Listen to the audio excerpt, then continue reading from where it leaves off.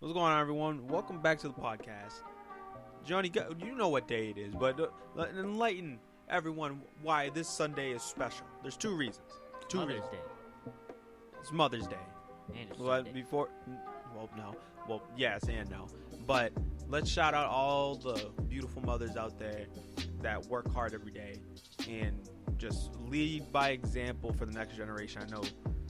I know we definitely have said our well wishes to our mom, and we love you, and I hope you guys say the same to you guys as moms. Shout out to all the people who can't spend Mother's Day with their moms. But it's a good day. It's brighten our day. We took a trip and all that. Some good stuff to see some family. And yeah, today's Sunday. It's always a good time when it's a Sunday. And it's our 50th episode. 50. 50. It's 5-0? the big 5-0.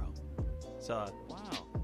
I would say it's a nice milestone, and the fact that we've gone 50 weeks, that's damn near a year of pushing out this I can't podcast. even watch the first episode. I don't even want to So imagine. bad. No, but hey, we were just Humble beginning. humble beginnings, and we're here right now, and we appreciate all y'all for tuning in. And yeah, so you know what? Let's dive right in. So last week we talked about the Western Conference and how, well, not the Western Conference team. We talked about the East. We talked about the East and how things are going, and just to kind of talk about just some tidbits about the Eastern Conference and what we talked about last week and how some certain things have progressed. Russell Westbrook is just not human. In the month of May, this man is averaging 26.2 points, 15.8 rebounds, and 16.4 assists. Will numbers. Huh? Will Chamberlain numbers. Oscar Robertson could not. No, I'm sorry. Okay, so I know I don't want to make this a whole episode dedicated to Westbrook again, but I want to ask you this: where do you rank Westbrook? Because now he's the all-time leader in triple doubles. Well, Where I do thought you- he tied it? Well, either he tied it or he broke.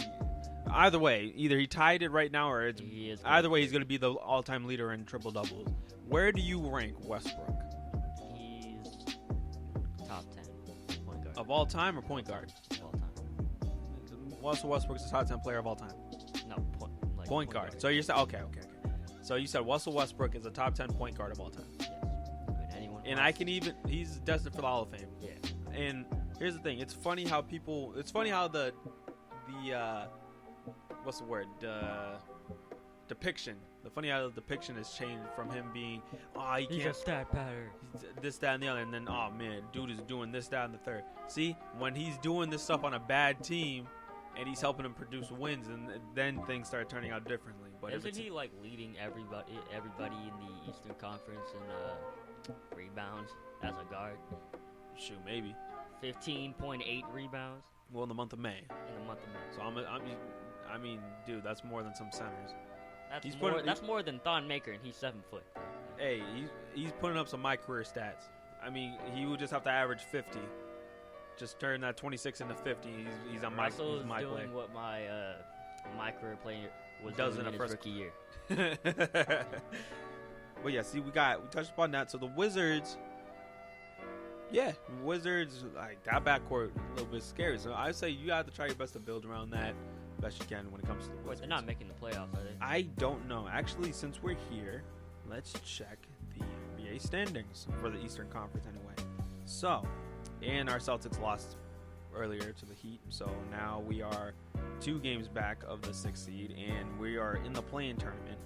So we would play, and I believe since we'd be the top seed in the play-in, we would just have to win 1 game. And I think now we're in the play-in tournament now. So, yeah, we would have to face Charlotte, and then we would face the winner of the Pacers versus the Wizards if the playoffs ended today. And then, yes. So, It's going to be an interesting playoff. yeah. I mean, hey, we got to show grit. We got to earn our way into the playoffs at this point. And so, pretty much, and if we win the play-in, I think the winner of us versus Charlotte, I think if that's how that works, it fills out who faces the first. So say we lose to Charlotte, we would have to win the next game and would pretty much be like the 8th seed or something like that. And we would face Philadelphia in the opening series.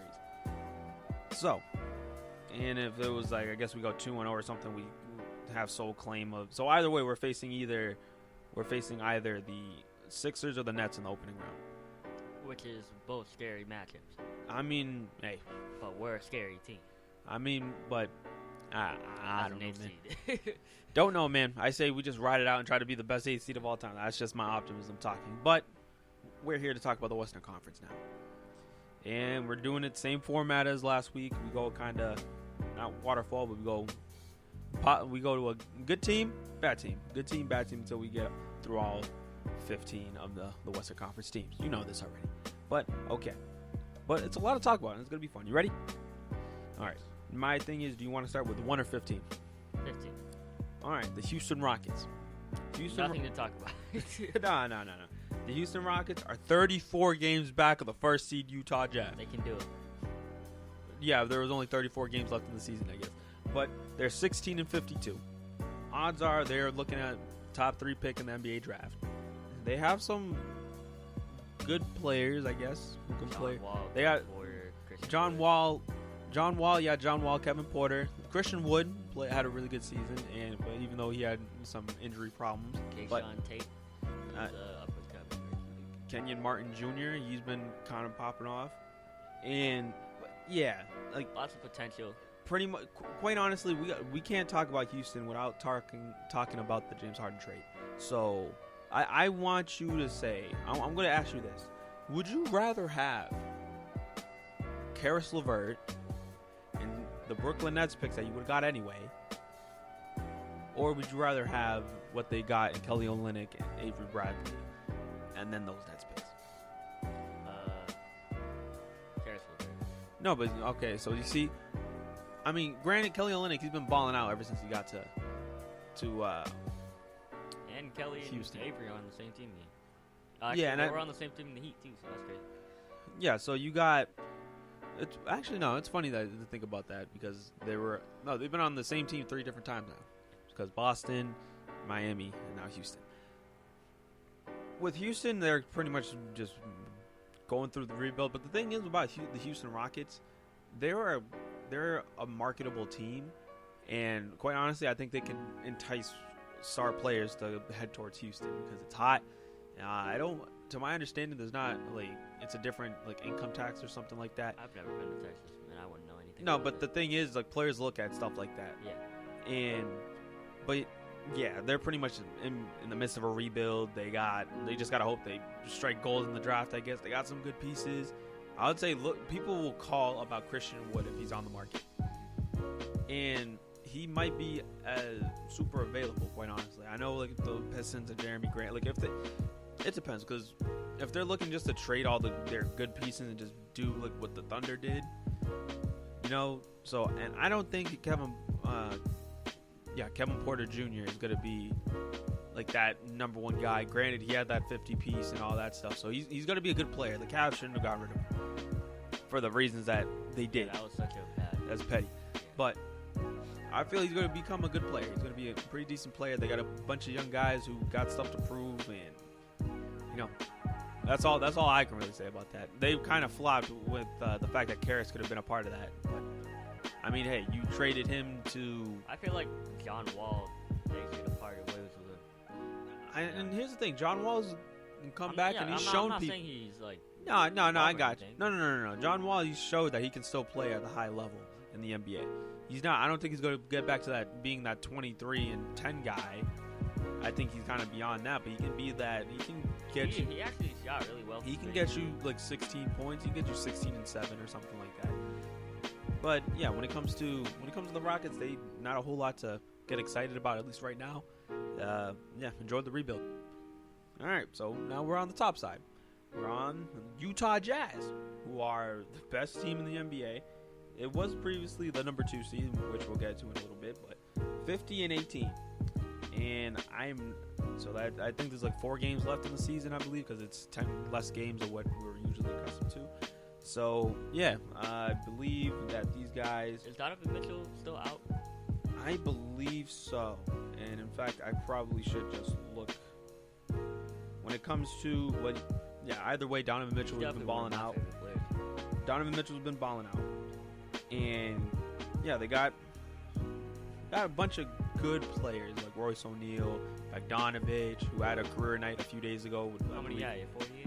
I think it was 44 actually, but yeah, big surprise. And I remember we did talk about this a little bit ago, but we should bring back the fact that how people were kind of trying to clown Utah.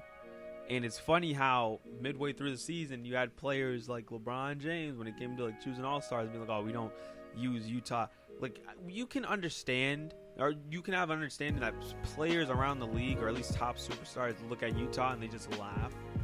Not even if there's a good or bad team, but just going to play for Utah. You know what I mean? Like, LeBron wants to be professional about him. Be like, hey, we got to give him respect, Stockton, Malone, this, that. But yeah, those are the guys that were pretty much drafted by the team and just never decided to leave. Those were the all-time, pretty much some of the all-time great players, you know. And when it comes to the, but yeah, it seems like the reputation from the Jazz among players, I guess, is not, you know, up there. It's just not a big market team. I mean, I'm pretty sure there's a multitude of reasons why. I mean, fans, I understand why fans probably wouldn't be too big on Utah, but yeah, like, these guys have done top defense, one of the top defenses in the league. They got a superstar certified, like, right there in Donovan Mitchell. Gobert, really good player. I'll say he's even a star, but I wouldn't want to pick. He's definitely not one of my top choices to pick to start my franchise around. He's a really, especially after what happened against the Timberwolves. Seen that? I did not. Oh wait, when it came to game. See, we're gonna talk about D'Lo next in a little bit. But when it comes to Utah, I feel they gotta get their respect. And yeah, it's good. It's fun to see where they'll go. They're way better than the 2015 Hawks. Yeah. And like I said before that Donovan Mitchell would give that team 50. Wait, who was even making that, like, a lot of people. They were trying to just downplay how good the Jazz really were. So it's funny now. The Lakers were sitting pretty when LeBron made that comment, and now they're about to be in the play-in tournament if they don't turn things around. Which is sick, because LeBron, now that he's in the play-in tournament, wants to act like... I find that to be pretty funny. Whoever made that idea up should be fired. We'll address more of that. We'll get more into that in a little while. But okay. So now we were on the topic of D'Lo, so might as well talk about the Timberwolves. The Timberwolves, when it comes to guys like D'Lo's been playing a whole lot better since coming back and coming off the bench and whatnot. Cat, he's been in and out of the lineup with injuries and things, this, that, and the other. Anthony Edwards is starting to find his own. And let me even just say this: people were trying to give this past year's draft a lot of crap because it's like, oh, it's really just Anthony Edwards and LaMelo. But you realize how many players in that draft have been helping their teams out right now, like Naismith, Pritchard, Halliburton in Sacramento. You had Okoro, Anthony Edwards. Those guys are getting like big minutes, even though they're on not very good teams when it comes to guys like Killian Hayes and Killian's been injured, but he's on the Pistons. Who's that kid on the Bulls? Patrick Williams. Yeah, you can name a bunch of players that are helping their teams out right now, and even playoff teams helping in their playoff rotations and whatnot. And I feel there's always going to be drafts like this when it comes every so often for the next couple of years. I'm not saying it's happening all the time, but I feel there's a pattern. There's going to be that one draft that has a bunch of NBA-ready players that become certain, like, really good rotational role players. Excuse me, holy crap. But you know what I mean? It's like the 2011 draft. You think of guys that, like IT, and I'm not even saying superstar level players, but 2011, I shouldn't even say. Not to be disrespectful, but IT, he's kind of getting on my nerves. Why? He swears he can. Don't disrespect. No, I'm not disrespecting. I'm not trying to say that he can't hoop. I'm just saying, Pelicans give you a chance, kind of blew it, not gonna lie. And now he wants to say, yo, I can help those Lakers out. Like, it's been what, 3 or 4 years, bro? Like, no, but I still feel he has something to prove in the NBA. We just gotta understand he's probably not gonna get back to the player he was before the hip injury. Yeah, but he thinks he did, which I don't. You can't discredit that. Yeah, you can't stop his confidence, man. You can't knock his confidence. But yeah, Timberwolves, they got upside. But my thing is how long is it gonna be until Cat, eventually doesn't want to want us to request out, if ever. He needs to. No, the Timberwolves in general just need to put it together. I know they're getting new ownership in Alex Rodriguez, so that's good to know. It's funny. Trade Ant for D Book, imagine.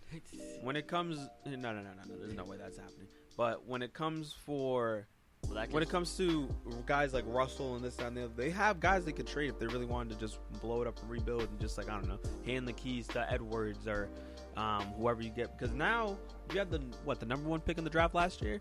There's a good chance you probably could get another pick. Actually, I don't know how they're doing the draft. I think it's like, so kind of avoid tanking your odds of getting like a top pick, I guess, again. You can't. It's like diminished, or like it's like damn near impossible to get the first overall pick 2 years in a row or something like that, But hey, I mean, they have some bright spots. Anthony Edwards is an exciting player to watch, and yeah, I guess I wouldn't even say tank for whoever at this point, but Minnesota. Now we're back. It's from cold ass Minnesota. We're going to Phoenix, the Suns.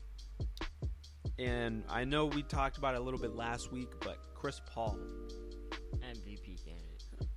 Will you say MVP candidate, or do you say he's your MVP? Candidate. He's got my MVP. He's got to be a finalist, is what you're saying. He's my MVP. He's your MVP. Like, if I were choosing, he's my MVP. That's a hot take. Not to say that he hasn't been helping. No, going. This is what I'm saying. Hold on. This is what I'm saying. When it comes to MVP, if MVP was how it was supposed to be chosen, like who was supposed to win it, it's supposed to go to the person who's helping their team the most. In my opinion, like if he's not on that team isn't a playoff team. And I'll even say it right now for Phoenix, because last year, yeah, they went on a run in the bubble, but what was stopping them from doing that? What changed, But now they actually had someone who's going to come in and be like, hey, they fix the culture and make this team actually, like make them matter, make them good again. Because Devin Booker is too good not to be in the playoffs, Guys like him, Beal, those guys who are helping their team with 25, 26, 27 points per game, and they're losing, and they're not on the best situations, And people were talking about, when are you going to move Booker, this, that, and the other. It's like, they're not. You know what I mean? Yeah. See, now I feel like Booker is just gonna. But here's the thing: I think once CP retires, if he's still a Sun, how are you gonna do it? Because eventually Chris Paul is not gonna be on the team forever. For all we know, this might be his only year, just like the whole thing with OKC. But just thinking about that, but thinking about it right now, they're 48-19, second in the West, and they'd be going up against either Golden State or the Lakers. But yeah, they got Ayton. They got a bunch of really good young guys over there. Booker obviously leading the charge with Chris Paul. We talked about the East last episode. Yeah. Okay. So, but we're talking about Chris Paul's impact. Just imagine if Chris Paul wasn't on the team. And I understand your argument when it comes to him being MVP, because if he's not on that team, Phoenix is not in the playoffs, or they would be struggling. That's what I mean about like most valuable player. Yeah. And then Ayton's, he's been doing his thing, and I don't know. That's gonna be a fun team to watch. I would love to see. D Book's a killer. Like Chris Paul. If Chris Paul don't win a championship, I feel like that's a tragedy. I feel like at this point, even if it's not as a player, I think he'll definitely coach. I feel like him and guys like him, Rondo would be like Draymond Green would be great head coaches. Guys like that with that basketball IQ. I don't know about Chris, though, because Chris Paul... I feel like he's one of those players as soon as he retires, he's done with basketball in general. Yeah, I think he might start writing books. But I find it funny that him and his kids are in the State Farm commercials, and his son is making more money than a lot of kids my age combined, So, I mean, hey, it's fun to see Phoenix doing good again. It's good to see that Devin Booker's in the playoffs. It's a couple years after him saying he's done not making the playoffs, but hey, better late than never, I guess. All right, now we're going to Oklahoma City. Shai Gilgeous-Alexander is putting the team on his back. Granted, he's hurt with some injury in his foot. I forgot the name for it. It's like some medical term. But odds are I feel he's out for the season. Yeah. And guys like Lucenzo Dort, guys like, what's his name? Isaiah, how do you pronounce it? I don't know how to I think it was Lucenzo or I don't know, Lou Dort. What's his name? Isaiah Roby. Darius Baisley, guys stepping up. Theo. Maladon? Yeah. Yeah. See, those guys, a bunch of young players and a multitude. Don't forget about Pokusevsky. 7 foot. What? Point guard. 7-foot point guard. Yes, you haven't heard of him? No. Alexis, I think his first name is. I'm sorry. Man, you're missing out. Well, here's the thing. 7 foot point guard. I don't know if Oklahoma City will try to make a splash when it comes to trading. I mean, I feel eventually they'll have to be in a Boston Celtics situation. It's like, do you trade the picks? Do you not? You know? But I feel they will, and they'll probably bring somebody in. But the thing about Oklahoma City, I just don't know how NBA players feel about it. And sometimes it doesn't really matter what certain NBA players think, because you're under contract and you got to play for a team. But I feel if a team's good, I don't think, and quite honestly, NBA players can market themselves. It doesn't really matter what team they're on, quite honestly. Like, if you're really good, it doesn't matter. People will make time for you.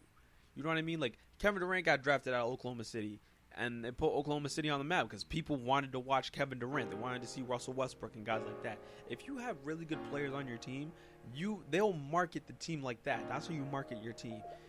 And that's how, like, so with this whole big market, small market thing, it comes with, like, and guys like Dame out in Portland, all these, like, quote-unquote small market teams, like, they get put on the map because of these players, you know? So, but obviously it's not the case right now for Oklahoma City because Shai Gilgeous is a long ways away from Kevin Durant and Russell Westbrook. But not to say that SGA is not. He reminds me a lot of D'Lo, actually. He's not, like, yeah, SGA is a dude. He's that dude. He's a dog over there. He's going to be the franchise player for years to come. And you got to build around him. You know, so dude was putting up like 23 points per game, but even before he got hurt, he was putting up like games like 33 points, 9 assists, and things like that. People are definitely gonna forget that he played for the Clippers. Yeah, people are gonna be like, why the hell did they let him go? Oh yeah, for Paul George. But hey, 2 years of Paul George. No, but see, that's the thing. Now you have young players who actually want to play for you. You want to do this, that, and the third. You want to make a trade cool. You want to build it. They'll be fine. And especially with SGA, if he keeps developing, then eventually they'll start making their way back into the playoffs. And then the fact that he had Chris Paul with him for a year, that probably helped him miles into his career, miles down the road when it comes to all the teaching that Chris Paul gave him. But that's also weird to think. Thunder are 21-47, but I feel that doesn't tell the whole story. But I'm just saying, like, keep an eye out for Oklahoma City in the next couple of years. Those guys are going to be something serious to talk about. All right, number 3. Third seed in the West, we got the Clippers. When it comes to speaking of Paul George, who got traded from Oklahoma City to La La Land, and the Clippers. I don't know about the Clippers. I mean, they kind of just cruising along, you know. I feel the regular season's almost done when it comes to the Clippers, and these guys are gonna have to like shed the stigma that's been like put on them. Paul George is gonna have to shed this stigma. Paul George has had a really good regular season, but we need to see him step up in the postseason. But yeah, they've kind of been cruising, and I remember last year everybody was like, you can see all the highlights of Clippers games because it was like it was their inaugural season when it came to having guys like Kawhi and PG playing together, and they have good pieces. They got vets, and they got guys that you want to look out for. I don't know how Rondo's been playing, but I'm assuming he's been playing fine, or at least he's been playing like regular season Rondo. The fact that they picked up Rondo is huge because now you either have him come off the bench, which I don't think would be a smart idea, especially in the playoffs. You can have Pat Bev come off the bench. I don't know how they're running their sets or their rotations anyway, but I think they have P at the 2. So wait, PG at the 2 and Kawhi at the 3 or something? Yeah, I know Serge has been out for a while, but yeah, they lost Montrez, but I feel like it didn't really matter. If anything, I thought Serge was gonna go to the Nets, to be honest with you. Nah. To pair up with KD. I think he probably had more fun. He probably had more fun playing with Kawhi than he probably did playing with KD, I guess. But I mean, shoot. But hey, Clippers 3rd seed. They would face. Facing. Imagine if the playoffs ended today and it would be Clippers versus Portland. That's fun to think about. Granted, like, I mean, I don't want to talk about it too much because we can have our playoff predictions and matchups and all that down the road. So But hey, keep an eye out for that episode in a couple of weeks. I feel like no one's really talking about Dame like this season. I don't know why. I think what the reason is, and like, I don't want to dive too much into it until we get to Portland actually, but I feel with them, or with Dame anyway, he's on a level that people are just used to him just balling out. You know, like, he would drop like 29 points and be like, oh, yeah, that's just regular Dame game, you know. But yeah, Clippers, one team to look out for. But we gotta see them produce in the playoffs, man. They gotta make it to a conference finals. They gotta go to the conference finals. Wait, just as a sidebar, real quick. Do you think Dame said he's a top 5 shooter of all time? Do you feel like that's true? I don't know. I don't think so. No. The only reason I say that is because Dame isn't. I'm not saying he's no, a but we can bad talk 3-point shooter. Yeah, so like Dame's a good shooter. We can talk about that in a little bit, but I'll tell you this: I don't think so. Dame's a really good shooter, but I don't think he's top. I don't think he's top 5. You know. Okay. I'll say my piece. Yeah. I want you to save that. I want you to really think about that. While we talk about Sacramento, They're just to put it out there. Like, I don't think they're ever gonna be good. You don't ever think Sacramento's going to be that team to look out for? They're cursed, in my opinion. They're running, but hey, at least now they kind of have a direction. Prior to when DeMarcus Cousins was on the team, and What direction? I mean, hey, they decided to go young and decided to know they got a budding star in De'Aaron Fox. They got guys like good complementary pieces in Buddy Hield. Halliburton was a really good pickup for them. But knowing them, it's like they got to fire Luke Walton. They're 29-38, and I know damn well how long you're gonna wait until De'Aaron Fox had a crazy season too. Yeah, he was averaging I think like 25 points a game or something like that. 30 for I think it was. Either way, you gotta have he's a budding star. Getting close, and I don't want to throw that superstar title around likely because we can have a whole talk about what is considered a superstar or not. But he's an all-star level player, currently budding star level player, and you don't want to waste that talent. And I don't know what his opinions on Sacramento are, but I think there might be some front office changes that need to be in order. And you gotta make some moves. You gotta do something to try to make you guys relevant when it comes in the Western Conference. Out of Sacramento. I feel if Buddy Hield goes to a different team, he's probably going to turn on the Jets. I think he's one of those players that would just go nuts on a different team. But I feel like Buddy Hield on the Clippers would have been nasty. But here's the thing. I think he's good enough that I don't think a team would be able to just throw pocket change at him. Yeah. But I think he's going to be that guy who's just going to light it up on a different team. But yeah, Sacramento, they got some good pieces. Rashawn Holmes, really good.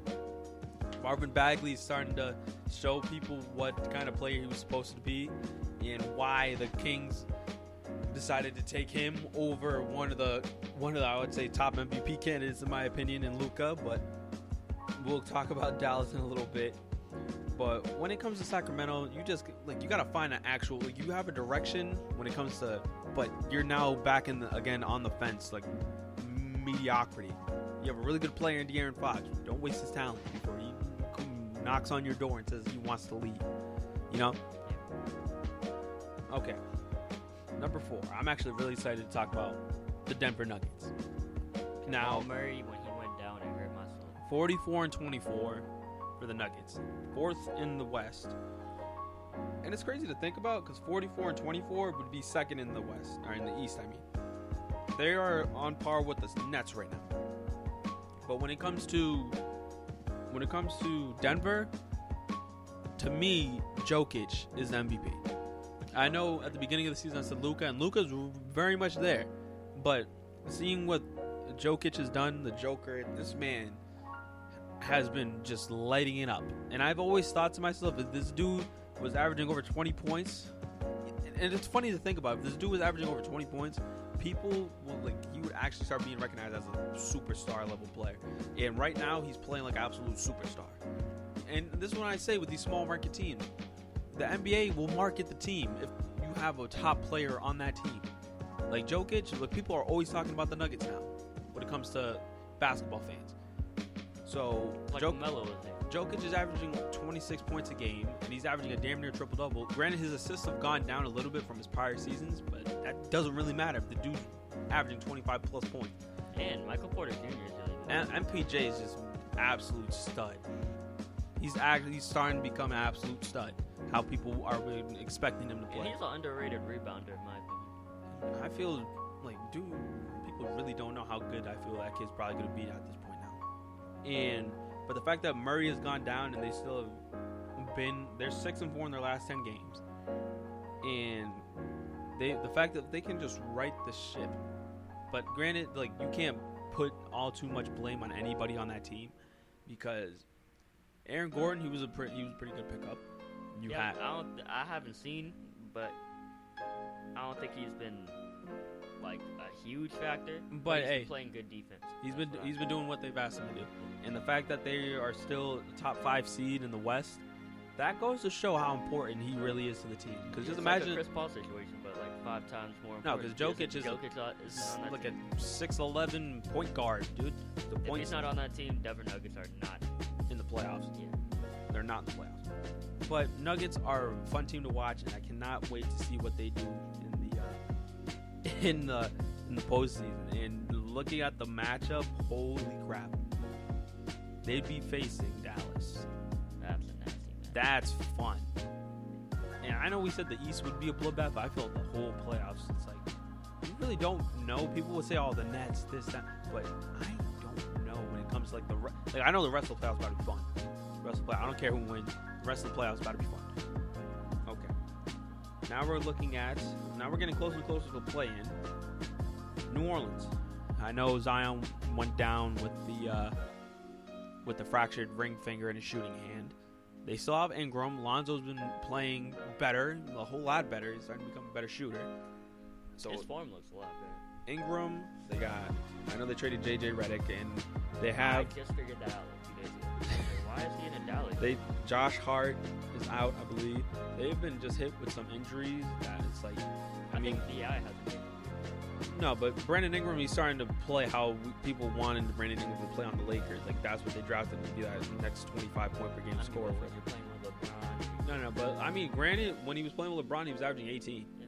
So, just imagine if BI was on the Lakers, if they found a way to keep him, and like the only player they could really keep from that package was Kuzma.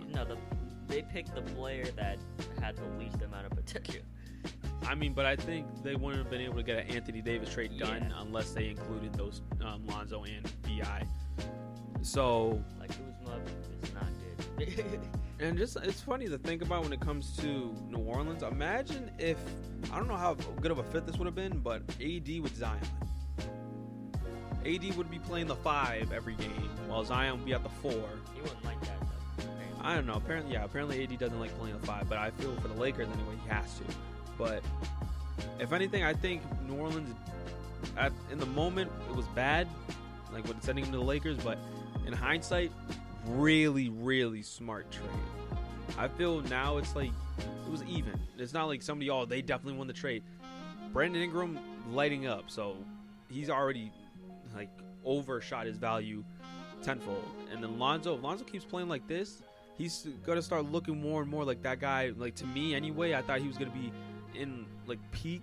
He was gonna be like averaging like 18 and 9 or something like that. Some like just really good assist numbers, and he would have like maybe a 20-point per game scoring season or something in the card. But Zion, dude, I said this before, dude's probably gonna be the next generation's Shaq if he just remains healthy and keeps himself, just fit. If dude was taller, look out. If dude was just even a few inches taller. If he was Shaq's height, that's Shaq. Oh, no, I'm talking about if dude was even like 6'9". He's 6'6". Imagine if he was Which is hard to believe. Imagine he was 6'8" or something. He plays like he plays like big. He plays big. Like, it's crazy because Jaylen Brown is actually Jaylen Brown's 6'7". Yeah, that's crazy. But when it comes to New Orleans, I mean, hey, if you don't make the playoffs, you just rebuild, and then you just run it back next year because you got a good core. And I'm really glad they didn't trade Lonzo. But granted, I feel a lot of teams probably would have liked Lonzo, especially like the Clippers, that they had a chance to get him somehow. But I don't know, man. But when it comes to New Orleans, they got a really good core going on. So Clippers really like defensive point guards. yeah. Okay, now Mavericks. Luka-Doncic. Kristaps Porzingis is He's out. out. Yeah. He's out. But Luka, dude, is an absolute unit when it comes to being just A leader. But dude is just elite. 28 points per game. He's averaging like 9 and 9 or and something. when I said he plays slow and boring, I didn't mean it as like He's a boring player to watch. Yeah, I meant it more as like when you're watching him in Methodical. The moment, like he really thinks the game out, and boring was a bad word to use. It's like it's methodical, like you said. It's kind of like D'Lo. D'Lo is he's not slow paced, but he thinks the game out on the court, like in the moment, and that's fun to watch. 39. So I take back what I said. 39 and 28. They've won 8 of their last 10 games. Granted, with Porzingis out, quite honestly, if Porzingis really starts, kind of deteriorating when it comes It's to, looking like it. I think what they should do is just try to dump him off somewhere. But the thing is, because I feel if you have Luka on the team, you can pretty much kind of have anybody around, and I think Luka will help elevate him. Because I feel players would want to actually play with Luka. Like the guys on the team, I feel would loving to play with Luka. There's definitely a star player out there that would love to play with Luka. And just imagine if you you had that international. I remember there was the topic of the international big three with him, Porzingis, and Vucevic. I'm pretty sure Luka's just for his whole career. He's gonna have just like that second star. He's gonna be affiliated with star level talent. Like, yeah, say his first big teammate was Porzingis, and then who's next? Imagine Bradley Beal was on that team. Bradley Beal averaging 30 in his sleep. But, yeah, when it comes to Dallas, I feel players like actually going to play in, like, Texas teams, like whether it's Houston, Dallas. Wait, how many Texas teams are there? There's Houston, Dallas, and San Antonio, from my understanding. Texas is not that big. Hey, but they got 3 teams. Yeah, that's crazy. I think LA got 4 or 3. Nope, 4, because if you can Golden State and Sacramento. Yeah. Wait, so no, California, not LA. Well, yeah. So, yeah, California, my bad. But, yeah, Dallas, I feel, have a championship in their future relatively soon. Probably not in the next 2 years, but, hey, look out. Luka starts entering his prime, and dude's starting racking up trophies. The fact that he's already basically this isn't his prime. He's 22 years old. He has 5 years before people even talk about his physical prime. And he's putting up 28 in 9 or something like that. I know he's averaging 28 points per game. He's top in the league in scoring. And just no one can figure him out. But my understanding is I don't think Luka will be a Dallas lifer, quite honestly. I don't think he'll pull a Dirk. You don't think so? I don't think so. And I'm pretty sure I'll probably be kicking myself if I listen back to this in like 15 years. But, yeah, I don't know. It depends. Maybe something goes off because, again, but Dallas has a good relationship with international players. You're so just looking on the TV, a 36-year-old Luka's holding up his 7th championship. Nah, I think he definitely has some hard work coming his way. And so Dallas the future is bright in Dallas, to say the least. To me, you got to think about what's going on with Porzingis and what you're going to do from here on in. But, hey, if Porzingis stays healthy, that's a scary-ass team that can go up with anybody. And the fact that they're facing the Nuggets, that's a fun matchup to look out for. But, yeah, future is bright in Dallas. Let's just leave it at that. So, now, another Texas team. Well, I think the last Texas team, Spurs. I know, they got rid of LaMarcus Aldridge. He's probably enjoying life retirement now. Glad he's doing it. They still got DeRozan, I think, who's on an expiring. Rudy Gay, I think, who's also on an expiring. They got some young guys, DeJounte Murray, and Lonnie Walker, who's been kind of stuffing the stat sheet a little bit these last few games. And it's usually these last, 9 to 10 games of the season where you see guys kind of play above what their value really is. So, coming to a close. But I don't know where DeRozan would go. Or I feel like he's going to stay at the Spurs. I don't know, because I feel he may have a contract somewhere else, quite honestly. Probably not anything substantial. When I say substantial, not like no max level, this, that, and the other. But I feel if DeRozan even develops more and more of a jumper, he could play deep into his 30s if he wanted to anyway. People act like he doesn't have a 3-point shot. No. Yeah, but the dude's one of the better mid-range scorers in the league, if not the best mid-range scorer in the league. And yeah, he don't. And the thing is, he's starting, I think, rely less and less on his athleticism. But dude's still a genetic freak, so he's enjoying himself. I feel like in terms of Lonnie Walker, like Derek White, DeJounte Murray, and Keldon Johnson, a bunch of the Spurs in general have always been good at developing just fundamentally sound guards, like Corey Joseph. There's plenty of guards, but he's the only one I can really think of right now. Yeah. But they're really good at developing guards. They do make a lot of noise when it comes to bringing up young talent.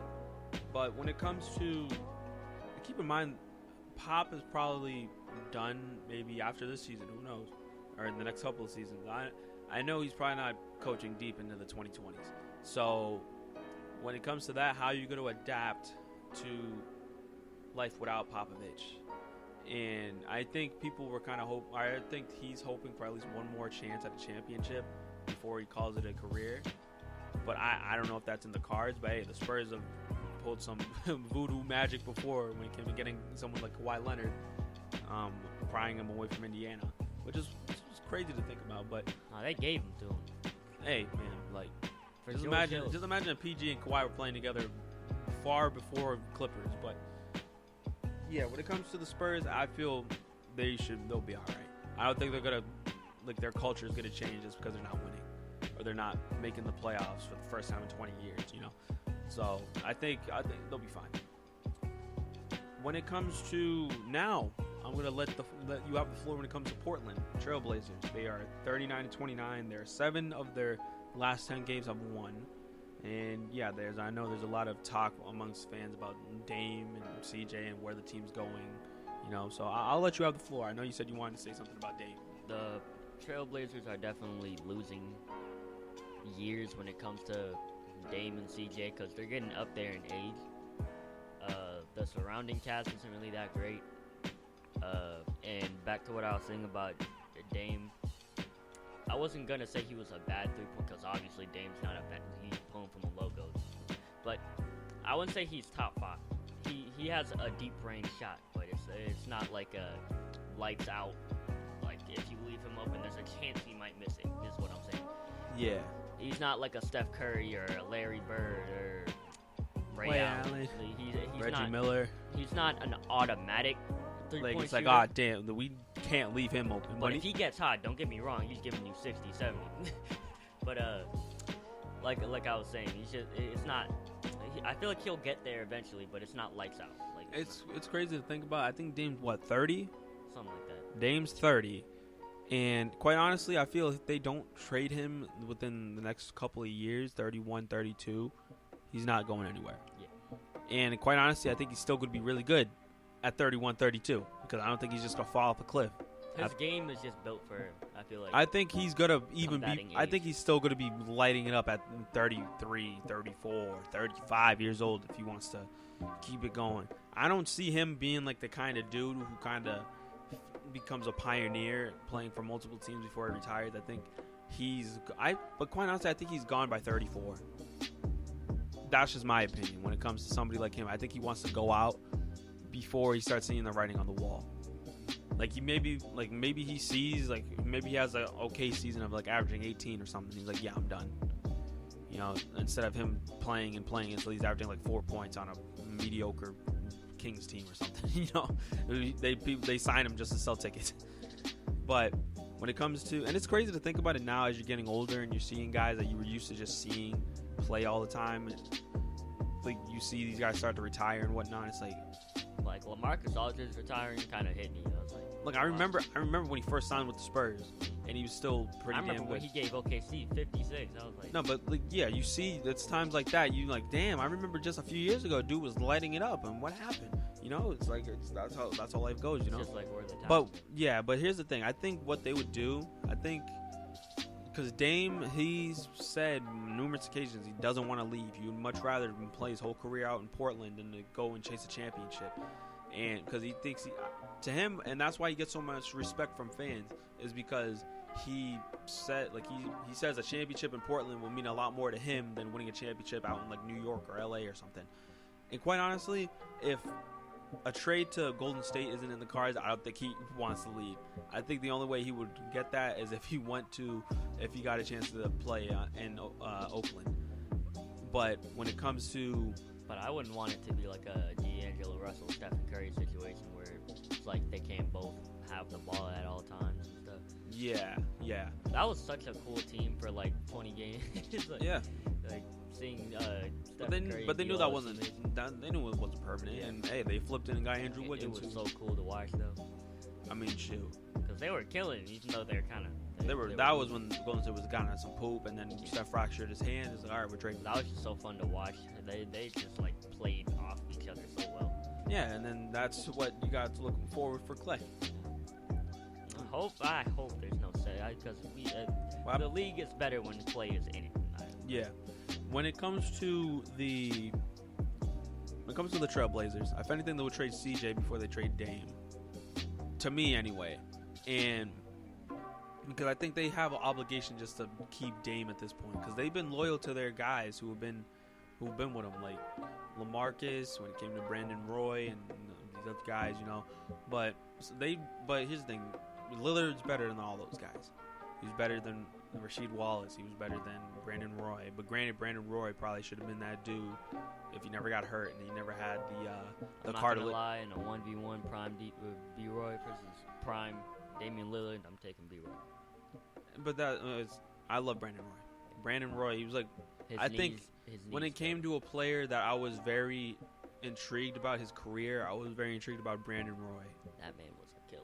He should have been a whole lot better, or he should have his had. Just gave up on keep in mind, he should have only recently retired if he had the career he was supposed to have. Mm-hmm. I know now. I believe he's the coach of like the Memphis team. I don't know if it was the college or the high school team. High school, I think. I don't know. But all I know, he's doing his thing, and he's still a part of not the NBA, but he's still a part of. And he made his money, so that's good. Hey, he's enjoying himself. He should have made a whole lot more. He probably should have had some hard work. But hey, that dude was one of the what if 25 point per game scorers of the last couple of years. That's a killer. But that's the thing. I think they might just be okay being the 6th seed and just running it back every year. But they got to do something, or hey, you let Dame play out his career, you know, and Dame and CJ, but CJ, dude is absolutely killer too. And he's not on Dame's level, but it's like damn, he's like he's damn near close. I would say he's the second option that I feel like was perfect for Dame. Yeah. He's like, hey, I can get give me the ball. I got it. It's all right. Okay, cool. And let me put Dante DiVincenzo on his ass real quick. All right, we're starting to get down to the last 3. Memphis. Ja Morant. That's it. I'm just Ja Morant. I'll let you talk. I think. What's his name? You got more to say about Ja. It's Jaren, right? Jaren Jackson Jr. Yes. And one was crazy. Justice Winslow.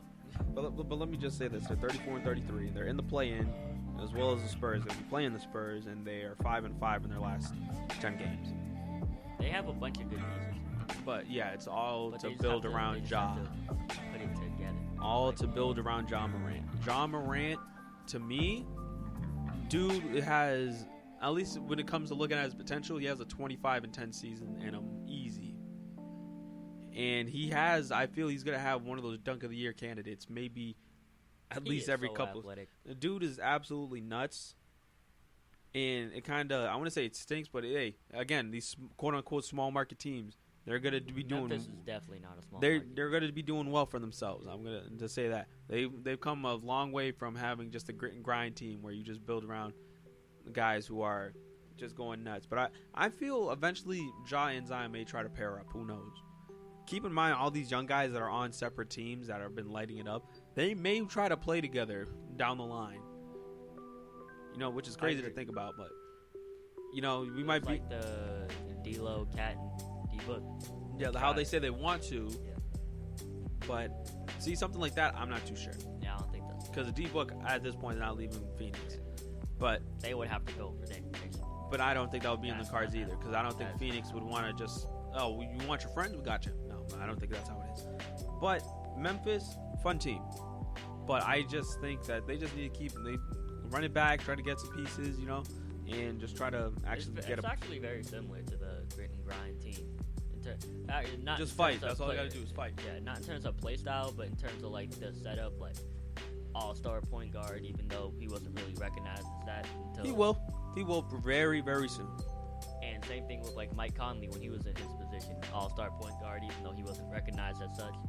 Yeah, but I think Ja would obviously make his first Yeah, All-Star team way before Mike Conley ever did, which was 13 years And in the he making. was off the team at that point, but Yeah, power forward and Jaren Jackson, like a great power forward. Valanciunas, they got a good player. I don't think, but here's the thing: I don't think they would want to just be chilling around the It's actually 9-10. a very similar team. Now. They don't want to be chilling around the 9-10 spot every year, So I think they just gotta keep building, and Memphis has something to be excited about. They got an identity, young guys who are gonna come and play. That's what it is. And they get a decent pick, or they just keep doing what you're doing, and maybe you strike gold in free agency or something. Who knows? I'm really thinking about it. It's really like a similar team. Yeah. Great point guard. Then you got D'Anthony Melton at the 2. No, but lockdown defender. but here's the thing, that those teams you weren't really looking at them like, a 20-point per game guy. That was Zebo, who was the 20-point per game guy. But now it's a different style. If anything, it's good that you have a versatile point guard It's better that way. who can give you 20 points a night, and for years to come. The dude is just absolutely. He's definitely gonna be way better. He's than absolute Mike mad. Conley. He's gonna be an absolute madman. Okay, down to the final two. We're going out west again. The Lockers. Really, there's not much to say. LeBron James. We're seeing his decline in my opinion. I mean, when it came to that ankle, I feel it kind of sped it up. Yeah. And the thing is, we had to understand. He's starting to look human. Yeah. Starting to look human until he pulls out and just Drops 50. drops 40 on whatever team. He's like, let me just show out this play-in tournament. He's Yeah, gonna show but us who LeBron James really is. a 35-year-old man who probably should have retired years ago. No. But the thing with LeBron, that ankle, I think that ankle injury really, I think it may really start ramping up when it comes to injuries and things like that. And it sucks because, but think about it for the Lakers, though. Say LeBron starts going on a fast decline, and hypothetically, he starts going on a fast decline, starts playing like some poop. And what I mean by some poop, he's still good, but down to maybe 20 points. No. I think with him, he's like, if I remember averaging under 20 points, I'm tired. Yeah. But I think what he's gonna do, I don't think he's gonna be at the point he's a scrub, because Hell, that's LeBron James. no, that's what I'm saying. I mean, I don't think I feel he's. like it'll be like how MJ was on the Wizards. Yeah. MJ wasn't no scrub. You can't say he was. Yeah, but I mean, hey, I think it was kind of holding the team back at that point. If you just you decide to come back and whatever, No, but I feel like in LeBron's case, since he's like just a generational But think about it.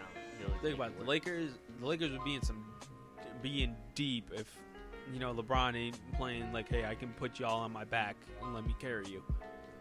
And Anthony Davis, I don't know. It's funny how everybody decided to either get hurt or play like poop at the same time. And Andre Drummond, They got the worst version of Andre. The only good thing he's been is trying to fight. He tried to fight on Dorian Finney-Smith.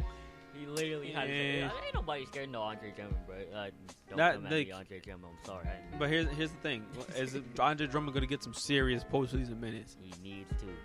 No, but here's the thing, because then they're just going to attack him, Gasol on pick and rolls and whatnot, and then, you're going to have Anthony Davis monitor the paint, and he can be a madman at the 5. But with Davis wants to, with back spasms and whatnot, it's like it's understandable. You take a lot of. LeBron may have to play in the play-in on a messed up ankle, and shoot, the Lakers are low key in trouble. I mean, we'll see what happens. It's not looking good. We'll see what happens. I mean, as a Celtics fan, I find this pretty funny. I'm not saying I'm loving it, because I mean, guys are getting hurt and whatnot. Yeah, you never want to hope for injuries and things like that and the other. Unless you're playing fantasy. But you guys are going against the greatest shooter of all time in Golden State. A dude who put up 49 points. Who's guarding him on their team? Please tell me. LeBron James, give him 40. Anthony Davis, give him 50. Drummond 60. Dennis Schroeder? Oh wait, we're talking about guards now. 112. Yeah. No, but KCP, Steph Curry, man, don't even. no, but Kyle Kuzma, don't keep your ass on the bench. Please. But The bench okay, call that but misses your ass. I'm saying it right now. In my opinion, and even Damian Lillard has said this and attested to this. Stephen Curry is the greatest shooter of all time. You know. And you got one of the other greatest shooters of all time in Clay coming back next year. And Steph, people give good reason why he should feel he should be MVP. 35 and 33, 6 and 4 the last 10 games. Steph went on a streak of hitting, I think, 10 plus threes in I don't even remember how many games. He was on my fantasy team. Keep in mind, dude is probably breaking the 3-point record next year. And I hope there's full capacity crowd to come next year so Steph can break it. And, you know, you got the whole moment like how Ray Allen did with Reggie. I hope Ray actually goes to the game to kind of do like the whole passing of the torch thing. But I think Steph's obviously going to be the first person, if he, barring tragedy of injury or whatnot, dude's going to be the first person to 4,000 threes. And shoot, who knows how many threes he'll hit afterwards. Because how old Steph? 32, 30? I think he just turned 33 last year. Or not last year, last He's the oldest April. player on the team. He doesn't like getting reminded. March. Oh yeah, he's like, don't remind me, I'm the oldest player on the team. But yeah, 2 years without Clay. So Clay's gonna be on 2 years on rehab and rest. That's scary. Y'all gave the best shooter, the best wing shooter in the league. Best wing shooter. Oh, we're not doing this, Paul. Sit down, Paul. That was funny. But You're giving the best wing shooter in the league. And they got guys like rest. they got tradable pieces like Wiggins. They could trade Oubre. I feel like they're gonna trade Oubre more than. No, but here's the thing with Oubre. I feel he would have been a whole lot better if he was staying in OKC. I've said this before and I'll say it again. Him Oubre, and Shai Gilgeous-Alexander would have been 20 each. It would have been dripped out. 20 each. He's like, I'll take your girl and drop you off. I'll give you 30 and I'll take your girl. Man, Kelly Oubre ain't dropping no 30.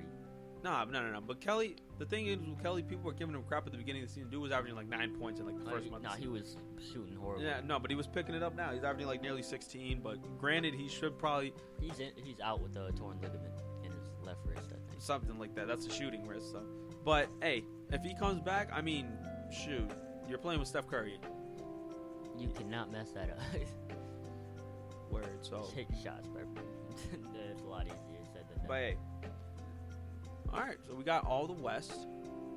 But hey, it's fun to think about when you just think about the playoffs. And yeah, I know we didn't deep dive into it, but it's fun to talk about. It's fun to talk about, you know. And I'm happy that some of these players that weren't in these teams that weren't in the postseason picture back then or last year, I should say, are getting some respect that they need now, you know. So it's just stuff. It's fun stuff to think about when it comes to that. Now we're talking about some little miscellaneous stuff. I know, granted, we are not in the best of moods when it comes to our Celtics and whatnot, but J. Cole's album. Speaking of which, this is dropping on my birthday, May 14th. I can't wait. That's definitely something I'm gonna keep an eye on. I know he dropped Interlude, I believe 2 nights ago, I think, right? I think last night.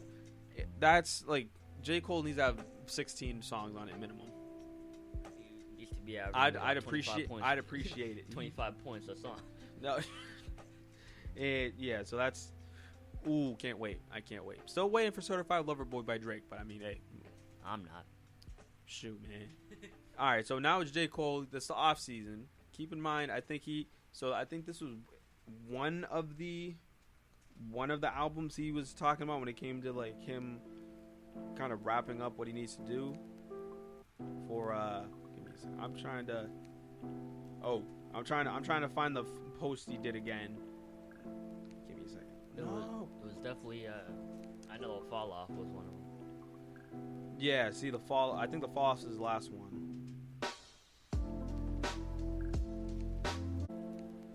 But yeah, J. Cole's album, can't wait. Very fun. Now I'm waiting for But going back, all right. So I pulled up his post. Yeah. So you were right. The off season, and then it's another one title. It's a boy, and the fall off. And he said the post said I still got some goals I got to check off before I scrams. Fall off is gonna be. I'm pretty sure the fall off is kind of his farewell album. Like, hey, I'm done with music. Or not I'm done with music, but I feel like he'll be done. I'm switching my sights. Like, hey, he might drop a single or whatever, but I don't think he's ever doing an album again after the fall off. No, but I don't think that's him. Logic. No, the only reason I say that is because he wouldn't name an album The Fall Off and make a song after. Nah, he can drop a single or not. Like, hey, look at Jay-Z. Jay-Z, he be dropping singles and stuff like that. Like, granted, he has his mind set elsewhere, but he drops singles and things this down the third. J. Cole could drop 25 points in a game. Yeah, but for the J. Cole, I feel he won't say good. I feel he would like shy away from the music industry, but I think he might drop a single, maybe once every 5 years or something. I don't know, but hey, but maybe you're right. And quite honestly, when J. Cole leaves the music, like we've already lost a lot of guys who should have been tearing it up right now, like Pop Smoke, X, and those guys we've lost and gone way too soon. And judging him right now, it's like you could have really been using those guys in the music in the music business right now. When it comes to dropping new music and like passing the torch to the next generation, you know. Yeah. Still waiting for Kendrick. Still waiting for Drake. We're all waiting for Kendrick. I think Kendrick is. I'm surprised he doesn't have a J. Cole beard. Like, nah, that's not Kendrick's style. Nah, Kendrick is Kendrick. All right, and then some other tidbits. I know Luka. Speaking of Luka, he was the fastest to 5,000 points. Fastest to 5,000 points. I would say this. Let me ask you this: how many MVPs? Why do you say it like that? Fastest to 5,000. You disrespect me. But how many MVPs? Just kind of something to leave off. You say 3 MVPs. I say 7. Team. What? I'm joking. I say you got 2 at least. But hey, it's fun stuff to think about.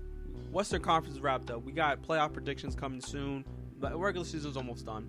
We got J. Cole waiting in the wings or in the weems? Something like that. Either way, J. Cole album dropping May 14th. Your boy's birthday. It's the 50th episode. Can you believe it? 50 episodes. Wait. Well, did you put on something for the frequent rotation? No. But what I quite honestly, I kind of put that in the bag. Kind of. I'm trying to set identity for. I know we talked about J. Cole, and it's because it's just miscellaneous stuff. It's fun stuff to talk about. Go listen to some J. Cole today. J. Cole. Go listen to some J. Cole today. I know I've been listening to a lot of J. Cole today. Get me hyped for. Listen to some Pierre Bourne while you're at it. No, strictly J. Cole. No, I'm just, but yeah, that's what you guys should do for Mother's Day. Get your mom and listen to some J. Cole. But hey, that's all the time we have. It's been, we've made a whole lot of time. So I hope you guys enjoyed. Happy Mother's Day to all the moms out there, and I hope everybody has a beautiful Sunday. Peace out, guys. We'll catch y'all next week.